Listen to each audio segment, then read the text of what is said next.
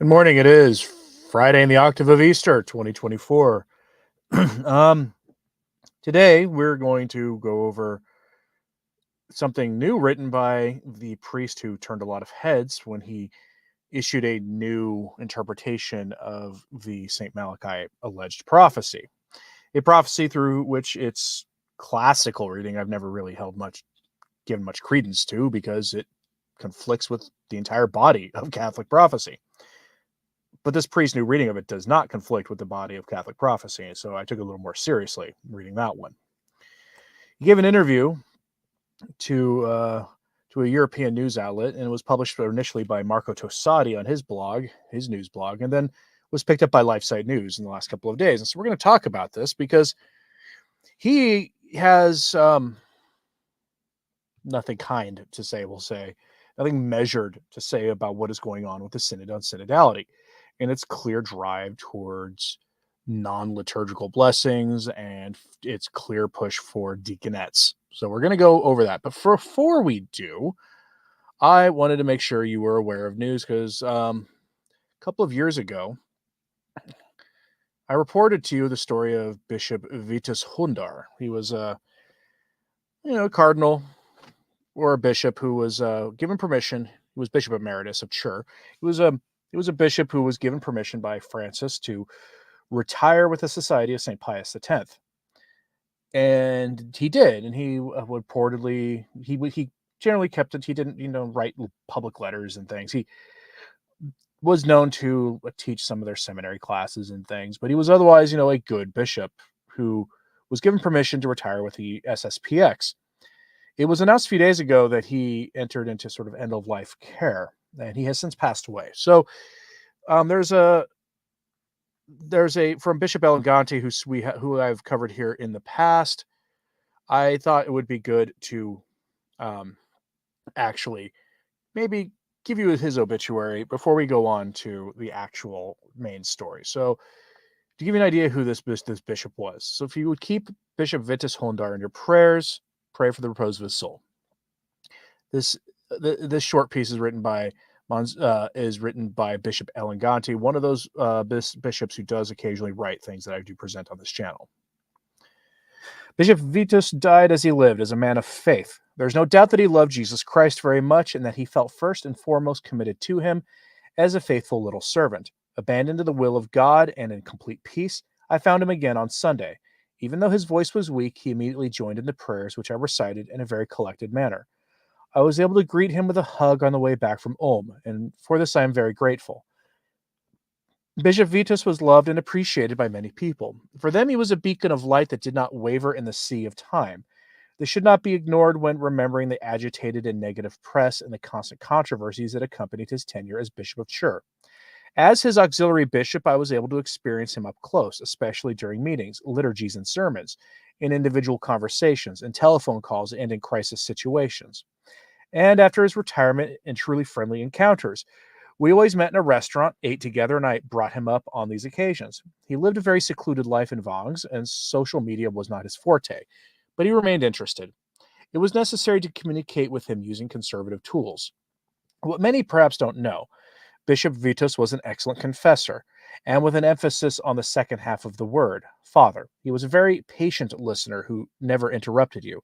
His advice on this spiritual sacramental level was truly wise, understanding, and absolutely not severe, but wise and kind. No, enlightened.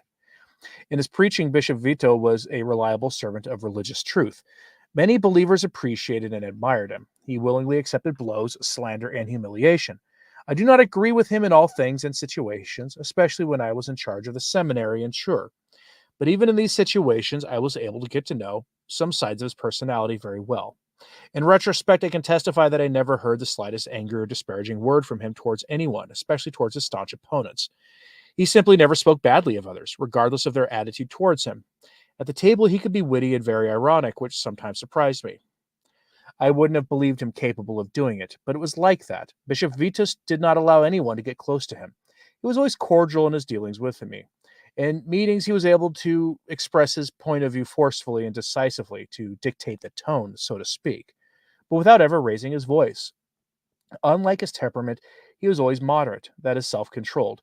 He knew how to listen for a long time. It was possible to present one's arguments in front of him for minutes and minutes. He listened to them, but then maybe he did the opposite of what one would have wanted.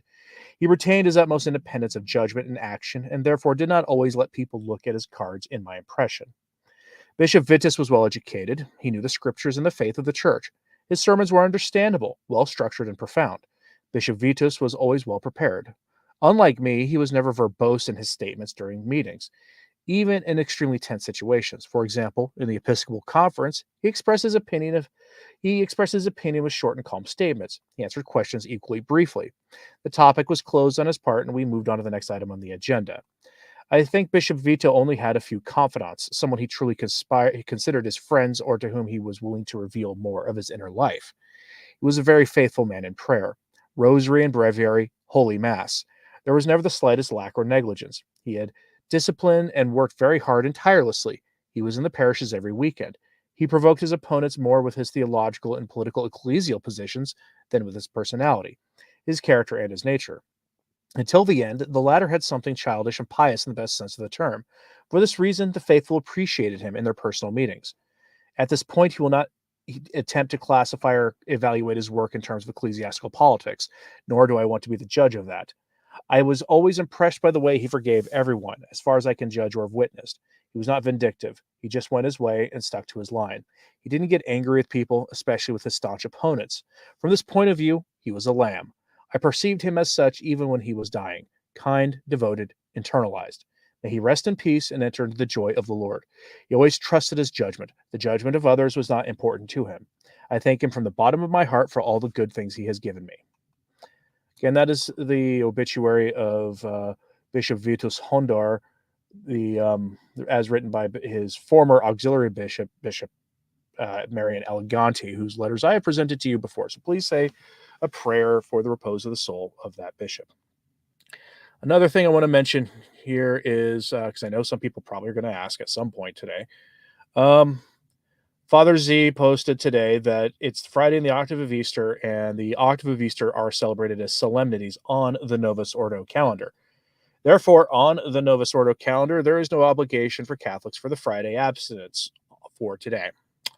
Again, that's the Novus Ordo calendar. I do know traditional Catholics who also observe that as well, saying that's one of the very few things that changed after the council that actually makes any kind of sense whatsoever. Whether you do it or not is up to you. I will not judge you or anything one way or the other. Laying the foundation. Well, I don't know what you're talking about, Gregory, but now we're going to go to the main story of the day, which is from LifeSite. As I mentioned, it originally was from a European news outlet, and then was published by Marco Tossati.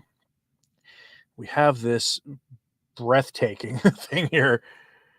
The priest who presented the new reading of the St. Malachi prophecy, where he eliminated all the anti-popes that were, for whatever reason, included in the normal reading of it, and then presented one that actually makes more sense in line of Catholic prophecy and the fact that the world is not yet in a place where the man of sin is likely to show up next week. Right? He presented that one, that priest. A lot of people didn't like his reading of it because their personal favorite post-conciliar priests or popes no longer fit where they like them to fit on there. But whatever. I personally prefer his reading of it because the previous classic reading doesn't actually make any sense. But here he has this interview that is now published by LifeSite. And the headline they ran with is, Catholic priest, Pope Francis will be remembered as a heretic if he approves female deacons. Clearly, Francis has largely abandoned his task of protecting the faith of the church and defending the unity of the church, says Father Joachim Heimerl. They told LifeSite. I mean, maybe there's a different version of this on Marco Tossati, but it's essentially the same interview. And we're going to go over this just piece by piece because this is hysterical. So the priest is asked about Cardinal Mario Gresh's bizarre statement that deaconesses are part of the further revealing of divine revelation. You remember that? I covered that just a few days ago. Cardinal Mario Gresh, the co-chair of the Synod on Synodality, made it sound like he believes that divine revelation is a continuing and ongoing thing. We're not talking about private revelation here, right? You know, prophecies and messages from God pertaining to future events and that kind of thing. No, we're talking about he's talking as if God is changing his mind over time. And here is the priest's response to Cardinal Mario Gresh, co-chair of the Synod on Synodality, one of the highest-ranking figures in the Vatican and potential future pope. Here's this priest's response. He said, quote, "Nobody in their right mind can agree with such a statement, for who could claim to know the will of the Lord?" Of course, Cardinal Gresh knows that, too. The statement is therefore not so much religious as political, and it shows what the World Synod is about. It's about church politics and the implementation of certain reforms by political means. These means are merely dressed up in religious veneer.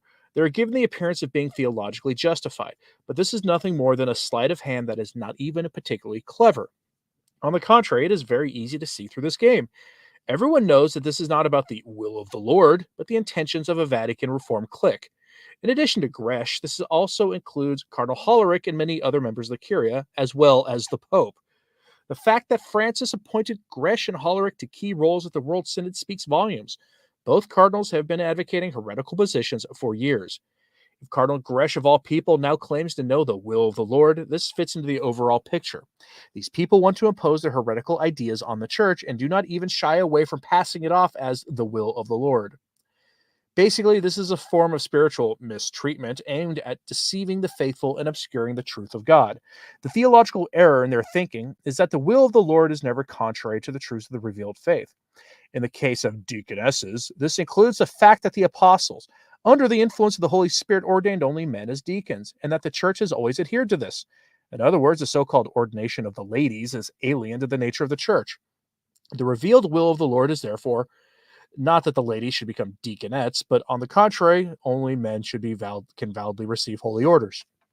Incidentally, this applies to the ordination of deacons as well as priests and bishops, as there is only one sacrament of holy orders in 3 stages. No one can avoid this dogma, and if Cardinal Gresh claims the opposite, he is a heretic and a schismatic, and it makes no difference at all whether he is a cardinal and secretary general of the Synod of Bishops or not. I want to make it very clear. It's an impertinence for the whole church that the Pope appoints people like Gresh and Hollerich to high ecclesiastical office. Conversely, these questionable personnel decisions make the problematic attitude of this Pope abundantly clear. The damage to the church is immense. Under Francis, open heresy has become acceptable in the church, while the traditional faith of the church is coming under increasing pressure. There's no doubt that this is a special kind of twisting of the faith, and it is unique in the history of the church. Quote.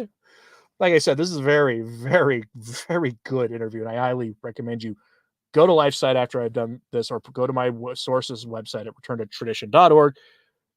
Follow the link there to this. I love this. This is so good.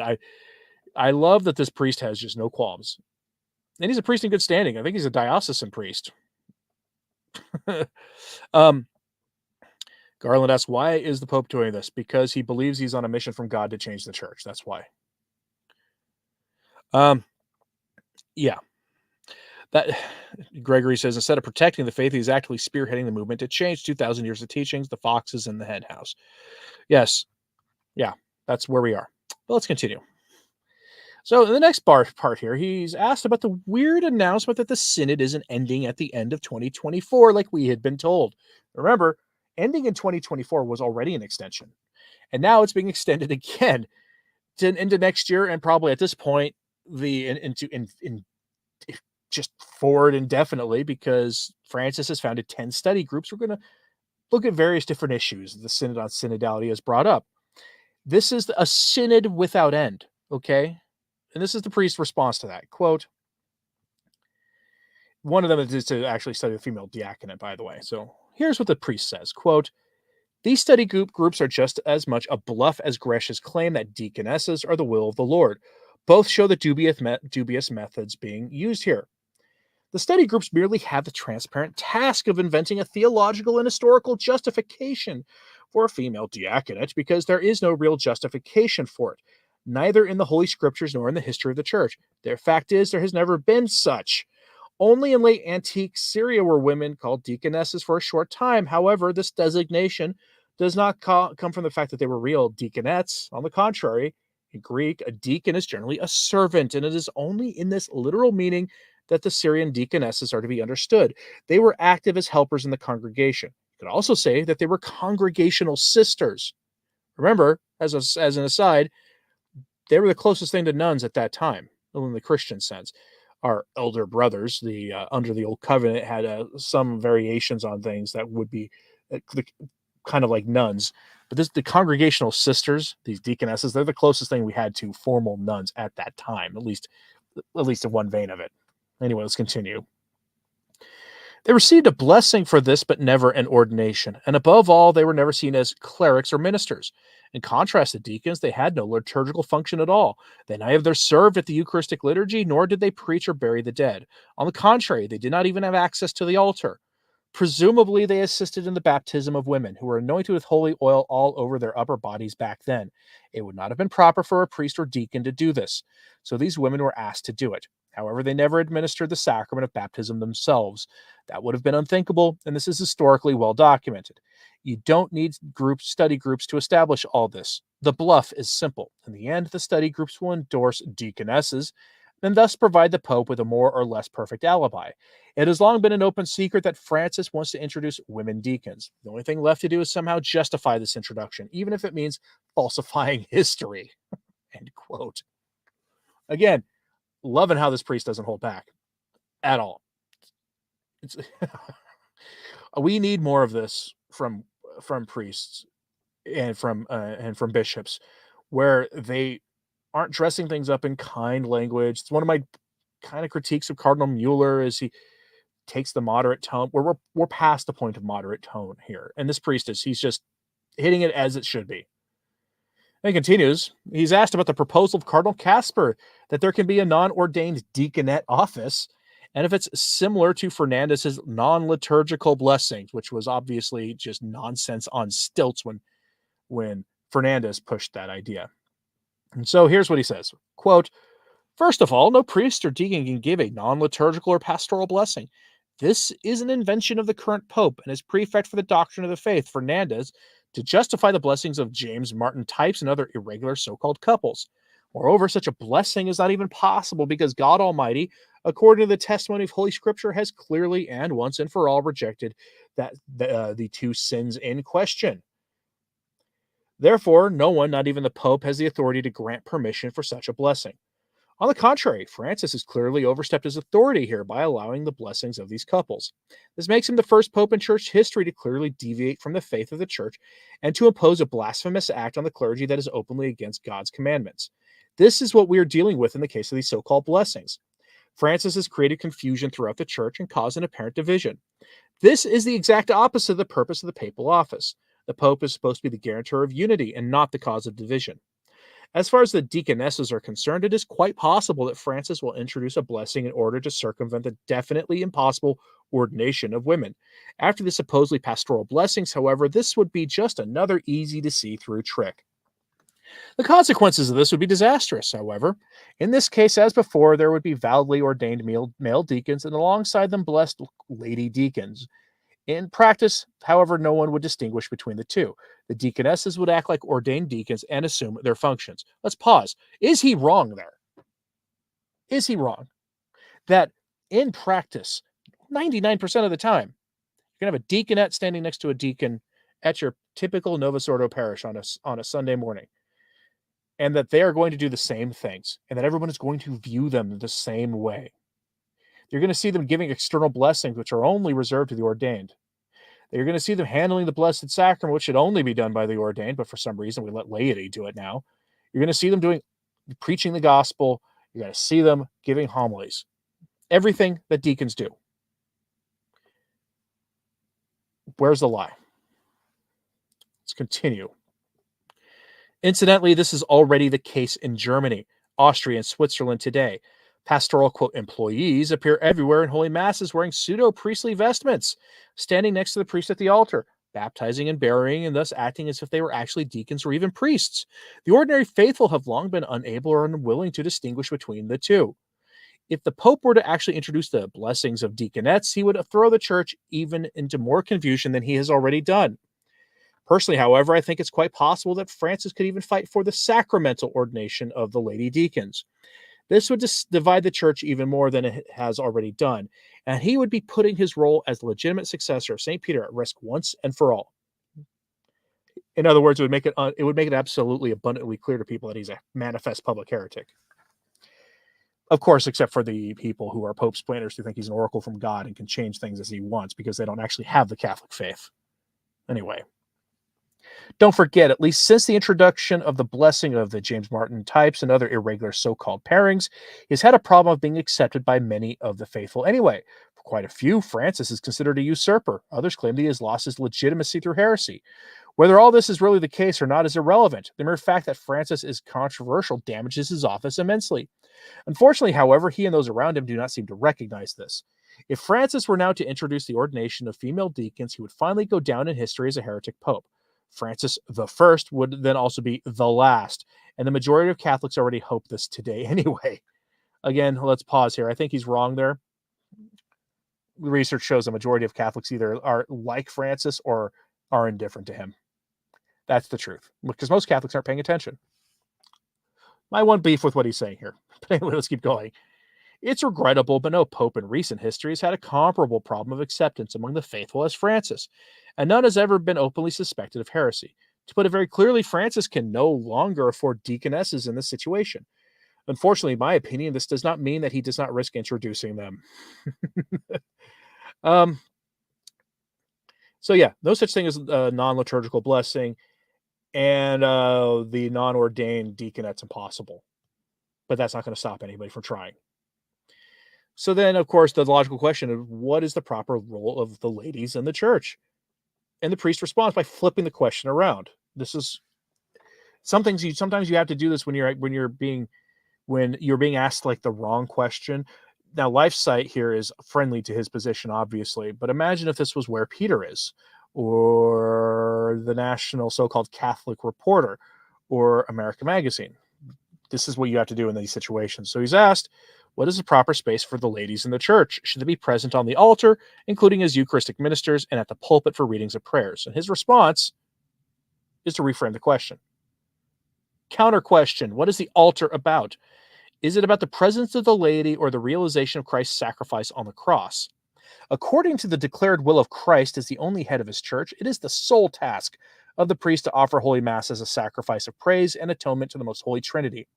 And it is up to the entire holy people of God to join in this sacrifice and prayer. The idea that lay people, be they men or women, have any tasks to perform at the altar is purely Protestant and not Catholic. Let's pause. That's a very unpopular thing to say today. At the typical Mass, any day of the week, you will see a layperson at the altar assisting the priest, dressing up the altar, unless it's at a traditional Mass. This is a very hot take. It's also one of those things that traditionalists are going to be cheering for because in my mind, he's absolutely right. And I say that as someone who used to assist at an ordinary form Mass years and years ago. Okay, he's not wrong. We need to get the laity away from the altar. Full stop. He continues. After all, the Holy Mass is not a stage for anyone and everyone. It is the rock of Golgotha. And unfortunately, most Catholics today no longer realize this. Of course, lay people, both men and women, have an important place in the church.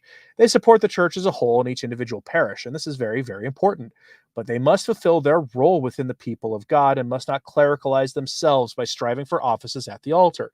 The altar is solely the table of the Lord, who acts exclusively through his priests and no one else. It is of fundamental importance for the renewal of the church to rediscover the dignity and holiness of Christ's sacrifice. However, this is only possible if the Holy Mass is not Protestantized and profaned, and if we finally stop making it a playground for all kinds of functionaries and pompous people who want to show off in front of the congregation. Remember, the Holy Mass has never even known lectors or extraordinary ministers of Holy Communion, because these are all inventions of the last 60 years. They have contributed significantly to the profanation of the Holy Mass. Contrast, today we must concentrate on the essential and the sacred, and on the fact that Christ did not establish a lay people-driven Protestant church. Martin Luther did that, but not our Lord and Savior Jesus Christ. How many people do you think are going to like that statement? He wants to get laity completely away from the altar. He wants the laity to stop doing the readings. He wants the laity to give these functions back to priests and deacons. How many people do you think are going to like that? And the other question is, how many people do you think serve in those roles, not for good reasons, but because of what he's saying here, that to puff themselves up, to inflate their own egos? How many people do you think that?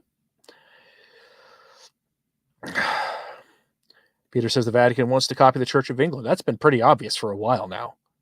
I don't know why they want to go down that road, but it seems to be what they want to do. Marcel says he wants the lady away from the altar. Go to the TLM. That's pretty much it. I mean, the only time you see the lady there aren't at the altar so much. They might be there are laity who are assisting the priests in very different ways, but they're not touching the altar. They're holding candles. They're incensing things. Maybe they're holding the book for the priest. Sonny Jim says the answer would be they need the laity as there are not enough priests. Well, there are not enough priests because we've elevated the laity to the point where it makes it look like we don't need priests anymore. That's why. Besides the fact that there's also just a lack of faith now. But the final thing he's asked is, what do you think is happening to the church? What is the purpose of this deaconess issue? Here's his response. Under Francis, the church has entered a phase of self-demolition. The constant invocation of synodality ultimately means precisely that. Obviously, the church is to be irreversibly changed, but in concrete terms, this means that it should no longer be Catholic. Everything else is window dressing. The admission of public unrepentant sinners engaged in sins of the flesh to Holy Communion and the persecution of the Latin Mass are already drastic cuts, as was the blessing of James Martin types and other irregular pairs. Lady deacons would now undoubtedly complete this program. Clearly, Francis has largely abandoned his task of protecting the faith of the church and defending the unity of the church. Instead, he's caving to the ideological movement of the flesh, just as he is likely to cave to the other ideological movement of the flesh and their demands for the ordination of the ladies. But this is playing with fire. I can only repeat myself. With female deacons, ordained or blessed, Francis would put his fragile pontificate at risk once and for all. Ultimately, he is already a pope without supporters. Modernists reject him as conservative, and devout Catholics see him more or less as a heretic. Basically, his pontificate has already failed, just as female deacons are a done deal. Let us ask God to help his church and enlighten Francis and deliver us from this disaster. Solid advice, I think, at the end. Are you surprised, by the way, that a lot of modernists view him as a conservative? Curious what you think about that. Sometimes it's worth reminding ourselves we do live in sort of in a bit of a bubble ourselves here in all of this, and that we, sometimes we need to peer into the other world there. I haven't seen too many of them call him that in recent months or recent years. I was used to seeing that before Morris Letizia, and I'm less after that, but I'm curious if you think that's accurate.